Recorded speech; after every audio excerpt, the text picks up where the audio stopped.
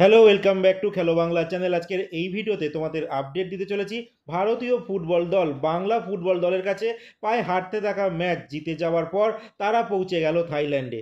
বিস্তারিত জানাবো আজকের এই ভিডিওতে। তাছাড়া থাকছে ইস্ট বেঙ্গলের মহিলা ফুটবল দল কন্যাশ্রী কাপ জেতার পর প্রাক্তন কোচ তাদের নিয়ে বিতর্কিত মন্তব্য করলো, তারও আপডেট দেবো মুম্বাই সিটি এফসি তারা একসঙ্গে 12 জন খেলোয়াড়কে কিন্তু ছেড়ে দিল, তার আপডেট দেবো। আর দেবো ভারতীয় ফুটবল দল আজকে উজবেকিস্তানের সঙ্গে ফিফা ফ্রেন্ডলি ম্যাচ কিন্তু খেলতে চলেছে। সমস্ত খবর এক এক করে বলবো। তার আগে প্রতিদিনের মতো বলবো, খেলার আপডেট খবর পাওয়ার জন্য আমাদের চ্যানেলটিকে সাবস্ক্রাইব করতে একদম ভুলো না। তো চলো শুরু করা যাক আজকের প্রথম খবর। আজকে প্রথম খবরটি বলবো মহিলা ফুটবল নিয়ে, যেখানে মহিলা ফুটবল সিনিয়র ইন্ডিয়ান ন্যাশনাল যে টিম আছে, তো তারা কিন্তু আজকে একটা ফিফা ফ্রেন্ডলি ম্যাচ খেলতে চলেছে উজবেকিস্তানের সঙ্গে। আর এই ম্যাচটি মানে শুক্রবার 30 মে আজকে হচ্ছে, আর বিকেল 4:30টার দিকে এই ম্যাচটি হবে। আর এই ম্যাচটি যারা তোমরা লাইভ দেখতে চাও তারা ইউটিউবে ইন্ডিয়ান ফুটবল যে পেজ রয়েছে ইউটিউব চ্যানেল, সেখানে গিয়ে কিন্তু তোমরা ম্যাচটি লাইভ দেখতে পারো। এরপরে মহিলা ফুটবলের কথা বলবো, ইস্ট বেঙ্গল মহিলা ফুটবলের কথা, যারা সদ্য চ্যাম্পিয়ন হয়েছে কন্যাশ্রী কাপ, যারা ফাইনালে শ্রীভূমিকে হারিয়ে দিয়েছে, যেখানে ফুল টাইম স্কোর ছিল 1-1, তবে আলটিমেট টাই ব্রেকারে 4-2 কিন্তু ইস্ট বেঙ্গল দল জয়লাভ করে। কিন্তু এই জয় নিয়ে ইস্ট বেঙ্গলের প্রাক্তন মহিলা ফুটবল দলের কোচ, যে এই কোচের নাম সুজাতা কর, তিনি কিন্তু একটা বিতর্কিত মন্তব্য করেন। তিনি বলেন যখন টাইব্রেকার নেওয়া হচ্ছিল, তার দলে খেলোয়াড় যখন শট মারছিল, ইস্ট বেঙ্গলের গোলকিপার তিনি লাইনে দাঁড়িয়েছিলেন না, তিনি অনেকটা এগিয়ে ছিলেন। তো এই বিতর্কিত মন্তব্য করেন। এছাড়া ইস্ট বেঙ্গলকে তিনি একটা সময় এই কন্যাশ্রী কাপ জিতিয়েছিলেন, তারপর লাস্ট ইয়ারে কিন্তু তিনি অন্য দলে চলে যায়, মানে এই শ্রীভূমি ক্লাবে চলে যায়। তারপর তিনি লাস্ট ইয়ার ইস্ট বেঙ্গলকে হারায়, তখন ইস্ট বেঙ্গল নিয়ে প্রচুর বিতর্কিত মন্তব্য করে।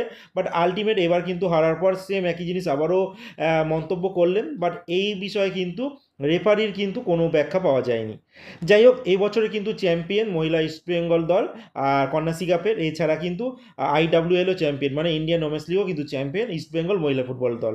এরপরে যে খবরটি তোমাদের বলবো সেটা হচ্ছে ইন্ডিয়ান ন্যাশনাল ফুটবল টিমের কথা, যারা কিছুদিন আগেই প্রস্তুতি ম্যাচ খেলেছিল বাংলা ফুটবল দলের কাছে, যেখানে প্রায় হারতে হারতে ম্যাচটা 2-1 গোলে জয়লাভ করেছে।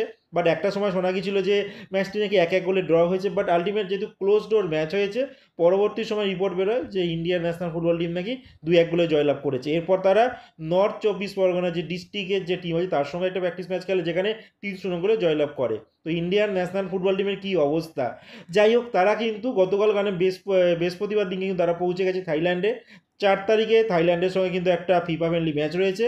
তারপর কিন্তু আমাদের হংকংয়ের সঙ্গে কিন্তু ম্যাচ রয়েছে হংকংয়ের মাটিতে, যেটা হচ্ছে AFC এশিয়ান কাপ কোয়ালিফায়ারের ম্যাচ। তো দেখা যাক ইন্ডিয়ার ন্যাশনাল ফুটবল টিম এখানে বাংলাতে প্র্যাকটিস যা করে গেছে, বাইরে গিয়ে কেমন রেজাল্ট করতে পারে। এরপরে যে আপডেটটি দেবো, ব্যাঙ্গালোর এফসি তারা কিন্তু তাদের একজন বিদেশি খেলোয়াড়কে কিন্তু ছেড়ে দিল, যেই খেলোয়াড়টির নাম পেদ্রো ক্যাপো। যে খেলোয়াড়টির সঙ্গে এই বছরই কন্ট্যাক্ট শেষ হয়ে গিয়েছিল, 1 বছরই কন্ট্যাক্ট ছিল, আর ব্যাঙ্গালোর কিন্তু আর কন্ট্যাক্ট রিনিউ করেনি। আর এই মুহূর্তে এই খেলোয়াড়টির কাছে ISL এর কোনো ক্লাবের অফার নেই।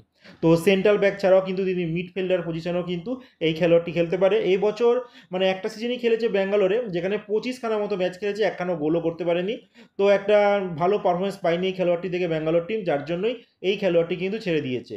এরপরে লাস্ট যে খবরটি বলবো, যেটা হচ্ছে মুম্বাই সিটি এফসি একসঙ্গে কিন্তু 12 জন খেলোয়াড়কে ছেড়ে দিয়েছে। কিছুদিন আগেই 4 জন বিদেশিকে ছেড়ে দিয়েছিল, এবার এক এক করে কিন্তু 8 জন ভারতীয় খেলোয়াড়, মানে টোটাল 12 জন খেলোয়াড়কে কিন্তু ছেড়ে দিয়েছে। যেখানে রিসেন্ট মানে আজকেই কিন্তু জয়াসানাকে ছেড়ে দিয়েছে। এছাড়া থায়ার কোমা, যিনি একজন সিরিয়া জাতীয় দলের খেলোয়াড়, তাকেও কিন্তু ছেড়ে দিয়েছে। জয়াসানি আমরা দেখেছি যে অনেক দলে খেলেছেন তিনি, বর্তমানে তার 32 বছর বয়স। এবার দেখা যাক ISL এর কোনো ক্লাব তাকে নেয় কিনা। বাট এই খেলোয়াড়টির মধ্যে কিন্তু অনেক পোটেন্সিয়াল আছে, 32 বছর হতে পারে, বাট তিনি যখন মাঠে থাকেন পুরো জোশ দিয়ে কিন্তু ফুটবলটা খেলেন। তো আশা করবো কোনো না কোনো দল তিনি পেয়ে যাবেন। এছাড়া কোন কোন খেলোয়াড়দের ছাড়লো সবাইকে আবার নামগুলো বলে দিই। ওয়েন ভ্যান নিপ, যেই খেলোয়াড়টি নেদারল্যান্ডের খেলোয়াড়, যেই খেলোয়াড়টির সঙ্গে লাস্ট 2 বছর যুক্ত ছিল মুম্বাই সিটি এফসি, এই খেলোয়াড়টিকেও ছেড়ে দিয়েছে। এছাড়া জেরেমি ম্যানজোরো, তাকেও ছেড়ে দিয়েছে, যাকে জামশেদপুর থেকে এনেছিল নিকোলাস ক্যারোলিসিস, তো এই খেলোয়াড়টিকেও ছেড়ে দিয়েছে। প্রবীর দাসকে তারা লোনে এনেছিল, প্রবীর দাসকেও কিন্তু আর নেবে না।